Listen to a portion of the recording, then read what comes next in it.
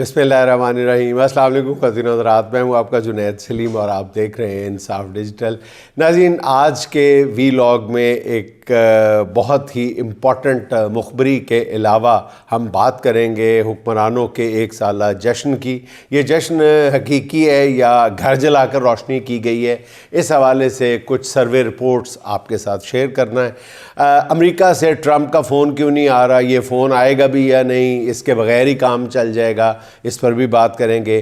یوسف رضا گیلانی صاحب نے قومی خزانے کو چونا کیسے لگایا، یہ دلچسپ بھی خبر بھی آپ کے ساتھ شیئر کی جائے گی۔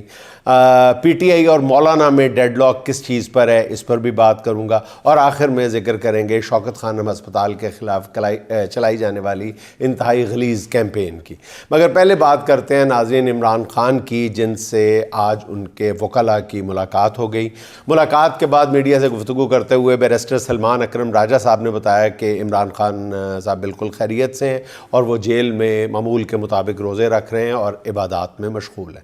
انہوں نے بتایا کہ اپوزیشن الائنس کے حوالے سے عمران خان سے مشاورت ہوئی ہے اور انہوں نے اس بارے میں کچھ انتہائی اہم ضروری ہدایات دی ہیں۔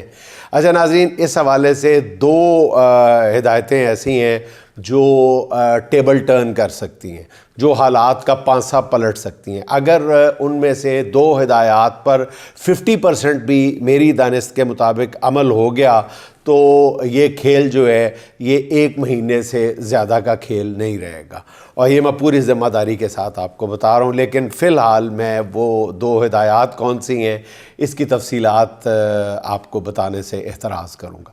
سلمان اکرم راجہ صاحب نے بتایا کہ عمران خان نے اپنے جیل سے متعلق مقدمات فیصل چودھری صاحب سے واپس لے لیے ہیں، اور اب یہ مقدمات جو ہیں چودھری ظہیر عباس ایڈوکیٹ دیکھیں گے، اور جیل سے متعلق معاملات پر اب عمران خان کے فوکل پرسن جو ہے وہ بھی نیاز اللہ نیازی ہوں گے، اور وہی جیل سے متعلق معاملات پر میڈیا کو آئندہ سے بریفنگ دیا کریں گے۔ اچھا ناظرین، آگے بڑھتے ہیں۔ فارم 47 کی حکومت اپنا 1 سال مکمل ہونے پہ جس طرح پاگلوں کی طرح جشن منا رہی ہے، اخبارات میں اشتہارات کی بھرمار کر رہی ہے، مہنگائی ختم کرنے کے دعوے، سہانے مستقبل کے وعدے، مگر حقائق ناظرین اتنے خوفناک ہیں کہ حکومتی جو ہے وہ عوام کی یہ وہ کہہ رہے ہیں کہ حکومتی جو شادیانوں کے شور میں عوام کی چیخیں جو ہیں وہ چھپائے نہیں چھپ رہی، یہ بالکل ایک تلخ حقیقت ہے۔ اور بلکہ ایک وفاقی وزیر صاحب کا میں بیان سن رہا تھا ٹی وی پہ، وہ فرما رہے تھے کہ مہنگائی میں کمی کے اثرات اب عوام کی زندگیوں میں الحمدللہ نظر آنا شروع ہو گئے ہیں، خوشیاں لوٹ آئی ہیں۔ ناظرین، کون سی خوشیاں لوٹ آئی ہیں؟ میں حیران ہوں کہ پتہ نہیں یہ جان بوجھ کے عوام کو بیوقوف سمجھتے ہیں یا خود بیوقوف بننا پسند کرتے ہیں۔ کیا ان کو عوام کی حالت نظر نہیں آ رہی، یا جان بوجھ کے یہ آنکھیں بند کیے ہوئے ہیں؟ مطلب آپ نے بھی شاید وہ سنا ہی ہو کہ ایک بندہ جو ہے وہ اپنے پیر صاحب کے پاس جاتا ہے اور کہتا ہے کہ میں جب بھی آدھی رات کو اٹھتا ہوں تو میں دیکھتا ہوں کہ میری بیوی کی رضائی میں سے نور چھلکتا ہوا نظر آتا ہے، نور نکل رہا ہوتا ہے میری بیوی کی رضائی میں سے۔ تو وہ پیر صاحب تھوڑی دیر کے لیے سر نیچا کرتے ہیں، کہتے ہیں او بغیرت انسان، اور نور شور کوئی نہیں، وہ رضائی میں چھپ کے تیرا موبائل چیک کر رہی ہوتی ہے۔ تو حضور والا یہاں پہ نور وور کوئی نہیں ہے۔ خدا کے لیے عوام کے دکھ درد کو سمجھنے کی کوشش کریں۔ یہ شادیانے بجانے کا وقت نہیں ہے، عوام کی چیخیں سننے کا وقت ہے۔ بیرونی سرمایہ کاری زیرو، لارج سکیل مینوفیکچرنگ منفی، ٹیکسٹائل انڈسٹری ٹھپ، گندم اور کپاس کا ہدف جو ہے وہ پورا ہونا ناممکن، گیس اور بجلی کی قیمتوں میں قاتلانہ اضافہ، مایوسی اتنی کہ 20 لاکھ لوگ ملک چھوڑ کر دیار غیر میں بس گئے، اور اس تباہی پہ چراغاں کیا جا رہا ہے۔ حکمران جو ہے وہ داد طلب نظروں سے دیکھ رہے ہیں۔ اچھا ناظرین، میں آپ کو ایک اور بات بتا دوں، یہاں پہ بڑی امپورٹنٹ آپ کو خبر دینا مقصود ہے۔ میرے ایک دوست ایک اسلام آباد میں ایک تعلیمی ادارہ قائم کرنے جا رہے ہیں، بہت بڑے لیول پہ۔ تو ان سے تقریباً 4 مہینے پہلے ایک پیپلز پارٹی کے لیڈر اور ایک نون لیگ کے وفاقی وزیر، ان دونوں نے رابطہ کیا کہ ہم آپ کے ساتھ اس میں پارٹنرشپ چاہتے ہیں۔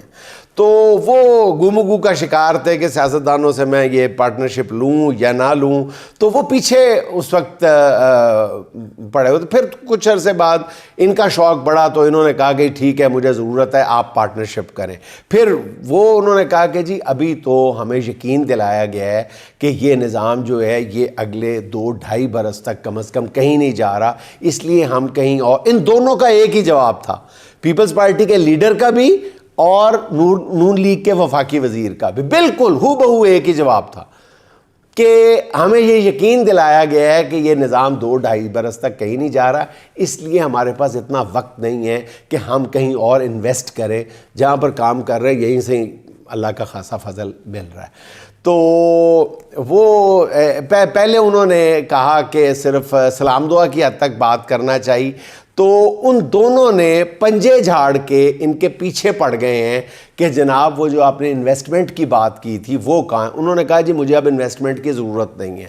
تو دونوں نے کہا ہے کہ ہماری انویسٹمنٹ آپ فوری طور پہ لے لیں، کیش کے ذریعے لینا چاہتے ہیں کیش کے ذریعے لے لیں، چیک کے ذریعے لینا چاہتے ہیں چیک کے ذریعے لے لیں، وائٹ منی لینا چاہتے ہیں وائٹ منی لے لیں، بلیک منی لینا چاہتے ہیں بلیک منی لے لیں.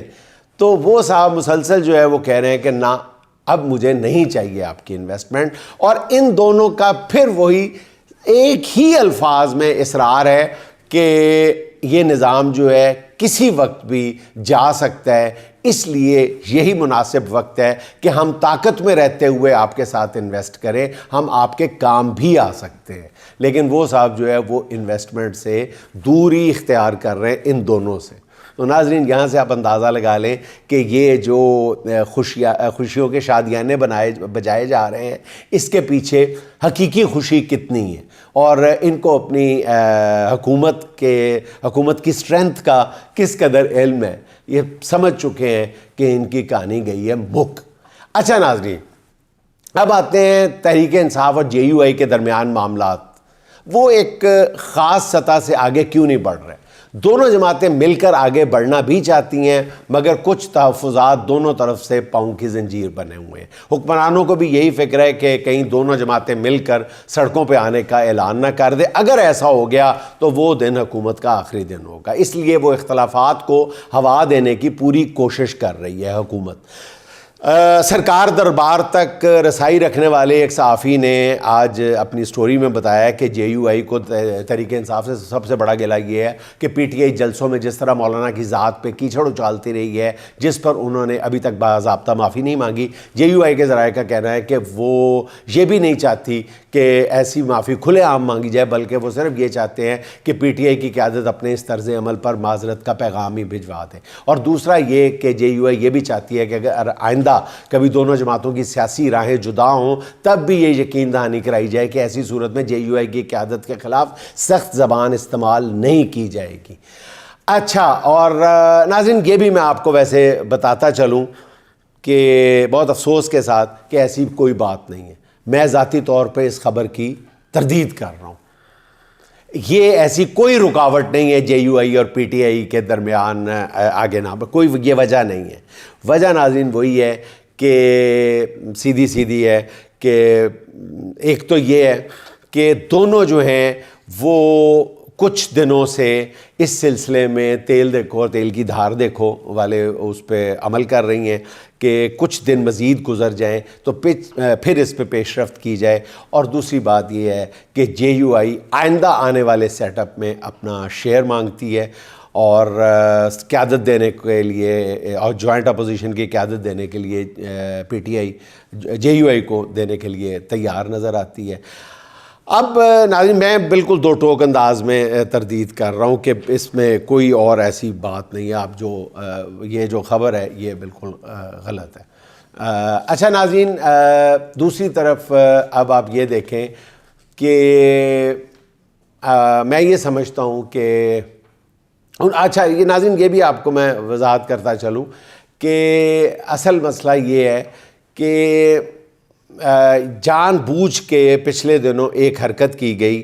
یہ خبر یہ جو آج پلانٹ کی گئی ہے میں سمجھتا ہوں اس خبر کا مقصد بھی JUI اور PTI کے درمیان جلتی پہ آگ پھینکنا، جلتی پر تیلی پھینکنے والی ہے، جلتی پر تیل پھینکنے والی بات ہے، اور کچھ نہیں ہے کہ جی وہ تو مولانا کے بارے میں اتنی سخت زبان استعمال کرتے ہیں، پہلے اس پہ معافی مانگی جائے. حالانکہ ایسی کوئی ابھی تک جو ہے وہ مطالبہ نہیں آیا JUI کی طرف سے. تو اس خبر کا مقصد بھی جو ہے وہ جلتی پہ تیل کام کرنا ہے اور کچھ نہیں ہے. اور پھر آپ یہ دیکھیں کہ یہی وجہ ہے کہ ہاں ایک آپ کو البتہ بات ضرور بتاتا چلوں کہ کچھ حلقوں میں یہ بات کہی جا رہی ہے، بلکہ پھیلائی جا رہی ہے یہ بات کہ جناب آج کل جو ہے وہ PTI کے سوشل میڈیا سیل سے مولانا فضل الرحمان صاحب کی ایک ویڈیو جو ہے وہ PTI والے وائرل کر رہے ہیں، جان بوجھ کے وائرل کر رہے ہیں. اس کا بھی مقصد یہ ہے کہ دونوں جماعتوں کے درمیان جو ہے وہ فاصلے پیدا کیے جائیں. اس ویڈیو میں مولانا فضل الرحمان جو ہے غالباً افطار کے وقت یا جس وقت بھی وہ اپنے بہت سارے ساتھیوں کے درمیان بیٹھے ہوئے ہیں اور وہ صوفے پہ ہیں اور وہ کھجوریں یوں پھینک رہے ہیں، اپنے ساتھیوں کی طرف کھجوریں یوں پھینک رہے ہیں، اور اس کے نیچے جو ہے وہ لکھا جا رہا ہے یہ جان بوجھ کے PTI کے اکاؤنٹ سے یہ بات یہ ویڈیو شیئر کروائی جا رہی ہے تاکہ دونوں جماعتوں کے درمیان دوبارہ سے فاصلے پیدا کیے جائیں. کہا یہ جا رہا ہے کہ یہ دیکھیں تکبر اور رعونت مولانا فضل الرحمان کی کہ وہ اپنے قریبی ساتھیوں کو جانور سمجھ کے ان کی طرف کھجوریں پھینک رہے ہیں. اس کے پیچھے بھی ناظرین ایک سازش ہے، اور ان حالات میں پاکستان کے لیے IMF کی اگلی قسط کا اجرا کوئی آسان کام نہیں ہوگا. اور ناظرین میں آپ کو ایک اور بات بتاتا چلوں، ایک سیکٹری لیول کے بیوروکریٹ سے میری 2 روز پہلے بات ہوئی ہے. ان کا یہ کہنا ہے کہ 70% امکان اس بات کا، خدشہ اس بات کا موجود ہے کہ IMF جو ہے وہ اگلی قسط میں رکاوٹ پیدا کر دے گا، اگلی قسط نہیں دے گا یا وقت پہ نہیں دے گا. اگر IMF نے بغیر کسی رکاوٹ قرض کی اگلی قسط جاری کر دی تو اس کا واضح مطلب ہوگا کہ پاکستان ابھی امریکہ کی ترجیحات میں نہیں ہے اور موجودہ حکومت کے پاس ابھی کچھ وقت اور بھی باقی ہے. لیکن اگر IMF نے اگلی قسط روک لی یا اس میں تاخیر کر دی تو حکمرانوں کی پریشانی جو ہے وہ ان کے ماتھوں سے عیاں ہوگی. قرضے کی قسط میں ایک دن کی تاخیر بھی مشکل سے بنائے گئے سیٹ اپ کو الٹ پلٹ کر سکتی ہے. اگر IMF نے اگلی قسط روک لی یا اس میں تاخیر کر دی تو شاید پھر ٹرمپ کے کسی فون کی ضرورت بھی نہ رہے. اس حوالے سے ناظرین بڑی دلچسپ بات، ایک گزشتہ روز پیپلز پارٹی کے ایک لیڈر صاحب کہہ رہے تھے کہ اگر ٹرمپ نے مزید کچھ کیا تو ہم بھی ٹرمپ کے بارے میں بہت کچھ جانتے ہیں. یعنی چونٹی اور آتی میں حیران رہ گیا، یہ کیا کہہ رہے ہیں پیپلز پارٹی کے، مطلب سوائے ہنسی کے اور کیا کہا جا سکتا ہے. ایسے تو نہیں نا کہا جاتا کہ جی بیوقوف دوست سے دانا دشمن بہتر ہے. آپ نے شاید سنا ہو کہ وہ ایک بیوی جو ہے وہ جیل میں اپنے شوہر سے ملنے جاتی ہے اور واپسی پہ جیل انتظامیہ سے کہتی ہے کہ تم میرے شوہر پہ بہت ظلم کر رہے ہو، تو تم مجھ سے مشقت کرواتے ہو، تم مجھ سے مزدوری کرواتے ہو. تو وہ جیل انتظامیہ والے کہتے کیا بات کر رہی ہیں بی بی، وہ سارا دن پڑا رہتا ہے، اپنے سیل میں پڑا رہتا ہے، ہم نے اس سے کون سی مزدوری کرا لی ہے. کہتی ہے لے وہ جھوٹ بولتا ہے، وہ کہتا ہے میں صرف ایک چمچ اور اپنے ناخنوں کی مدد سے اپنے سیل میں سرنگ کھود رہا ہوں، سارا دن سرنگ کھودتا رہتا ہوں. ابھی آپ کہتے ہیں وہ سارا دن آرام سے پڑا رہتا ہے. ناظرین یہی حال ہے، ایسے جو ہے نا بیوقوف دوستوں والی بات ہے کہ ٹرمپ سے لڑائی کرنے والی باتیں جو ان حالات میں ٹرمپ کو ناراض کرنے والی بات جو ہے وہ صرف بیل کو سرخ رومال دکھانے کے مترادف ہے اور اس کے سوا کچھ نہیں ہے. ہوش مندی سے کام لیا جائے اور تدبر سمجھا جائے کہ کس بلا کا نام ہے. اچھا ناظرین، IMF کا ذکر ہو رہا ہے تو آپ کو یہ بھی بتاتا چلوں کہ پاکستان آنے والے جائزہ مشن نے حکومت سے سرکاری اداروں میں کرپشن کی رپورٹ بھی مانگ لی ہے. حکومت کافی عرصے سے اس رپورٹ سے بچنے کی کوشش کر رہی تھی، مگر اطلاعات ہیں کہ اب یہ رپورٹ نہ صرف IMF کو دی جائے گی بلکہ اسے پبلک بھی کیا جائے گا. اس دلچسپ رپورٹ کا بڑی شدت سے انتظار ہو رہا ہے. ایک طرف یہ کھلی کرپشن ہے اور دوسری طرف حکمرانوں نے قومی خزانے کو چونا لگانے کے نت نئے طریقے بھی ڈھونڈ لیے ہیں. اس معاملے میں چیئرمین سینٹ یوسف رضا گیلانی صاحب بڑی مہارت رکھتے ہیں. چیئرمین سینٹ ایسے خوش قسمت باپ ہیں جن کے چاروں بیٹے رکن اسمبلی ہیں. مال پانی کی ویسے بھی کوئی کمی نہیں، مگر پھر بھی ان کی نظر ہر وقت ماشاءاللہ قومی خزانے پر رہتی ہے. اتنی محبت ہے ان کو کہ قومی خزانہ جو ہے پھلتا پھولتا رہے، چاہے قومی خزانے میں رہ کے یا کہیں اور. اس حوالے سے ان کا ایک کارنامہ آپ کے سامنے رکھ دیتا ہوں. یوسف رضا گیلانی کا نواسہ لنڈن یونیورسٹی میں پڑھتا ہے اور انہیں اپنے نواسے کی لنڈن میں گریجویشن کی تقریب میں شرکت کے لیے جانا تھا. انہوں نے بطور چیئرمین سینٹ لنڈن کے سرکاری دورے کی صورت نکالی. صورت کیسے نکالی کہ یوسف رضا گیلانی نے اپنے وفد میں اپنے دونوں بیٹوں اور ان کی فیملیز کو بھی نامزد کر دیا. یہ ناظرین میں نہیں کہہ رہا، یہ سوشل میڈیا کی ایک پوسٹ چیخ کے بتا رہی ہے. حکومت کے خرچے پہ اپنے سارے ٹبر کو مفت میں انگلینڈ کی سیر کرائی، یاشی کرائی، 5 اسٹار ہوٹلز میں قیام و طعام کیا، گھومنا پھرنا سب کچھ سرکاری خرچ پر، اور نواسے کی گریجویشن تقریب بھی نپٹا دی مفت میں. گزشتہ سال اگست کے مہینے میں جب پنجاب کے عوام بجلی کے بلوں کی وجہ سے خودکشیوں پہ مجبور ہو رہے تھے، مزدور کسان مر رہے تھے، تو یہ موصوف جو تھے سرکاری اخراجات پر فیملی سمیت انگلینڈ میں انجوائے کر رہے تھے بقول اس پوسٹ کے. اچھا ناظرین، انتہائی افسوسناک مگر بالکل بھی حیرت انگیز خبر نہیں. رمضان المبارک شروع ہوتے ہی شوکت خانم کینسر ہاسپٹل کے خلاف انتہائی غلیظ مہم شروع کر دی گئی ہے. شوکت خانم لاہور اور پشاور جہاں 70% مریضوں کا مفت علاج کیا جاتا ہے، جس کے لیے پوری قوم سالانہ 10 ارب روپے سے زائد کے عطیات دیتی ہے، کبھی شوکت خانم کے خلاف خواجہ آصف صاحب الزام تراشی کرتے ہیں اور کبھی کوئی اور نون لیگی غریبوں کے ہسپتال پہ اس طرح سے انگلیاں اٹھانا شروع کر دیتا ہے. اب نون لیگی صحافیوں کی طرف سے یہ کہنا شروع کر دیا گیا ہے کہ شوکت خانم کے عطیات سے ماہانہ 6 کروڑ روپے نکال کر پی ٹی آئی کی سوشل میڈیا مہم پہ صرف ہوتے ہیں. یہ بالکل ناظرین بے بنیاد اور بیہودہ الزام ہے. ہر بندہ جو شوکت خانم کے مالی معاملات کو بہت قریب سے جانتا ہے وہ اس خبر یا اس بیہودہ الزام پر ہنسنے کے سوا کچھ نہیں کر سکتا. جو لوگ پی ٹی آئی کے سوشل میڈیا کے سٹرکچر کو بھی جانتے ہیں انہیں بھی پتہ ہے کہ اس کے لیے پارٹی کو چند ہزار روپے بھی صرف نہیں کرنا پڑتے. پارٹی کا سوشل میڈیا نوجوان رضاکارانہ طور پر چلایا جاتا ہے اور ایسے الزامات کا واحد مقصد یہ ہے کہ کسی طرح شوکت خانم بند کر دیا جائے، کیونکہ جب تک یہ ادارہ قائم ہے عمران خان کی نیک نامی کو بٹا نہیں لگ سکتا. ویسے تو اس کی نیک نامی کے لیے اور بھی بہت سارے پروجیکٹس ہیں، بہت سارے کارنامے ہیں، لیکن ان میں بہرحال شوکت خانم عمران خان کا ایک خواب بھی ہے، آدرش بھی ہے اور اس کا سورس آف انسپریشن بھی ہے. اور پھر ناظرین ایسے الزامات کی ٹائمنگ پہ غور کریں. جیسے ہی رمضان شروع ہوتا ہے ایسے گھٹیا الزامات لگانے والے کردار سامنے آ جاتے ہیں، کیونکہ انہیں پتہ ہے کہ اسی مقدس مہینے میں زیادہ زکوٰۃ اور خیرات کی جاتی ہے. اس لیے میں تو اپنے ناظرین سے یہ بھی درخواست کروں گا کہ وہ اس رمضان کے دوران دل کھول کر شوکت خانم ہاسپٹل کی مدد کریں. جتنی پہلے کرتے تھے اس سے دگنی مدد کرنے کی کوشش کریں. اچھا ناظرین، آپ کو ایک خبر بھی دینی ہے کہ وفاقی کابینہ میں شامل ہونے والے وزراء اور وزرائے مملکت کو آئندہ 24 گھنٹوں میں قلمدان سونپے جانے کی اطلاعات ہیں.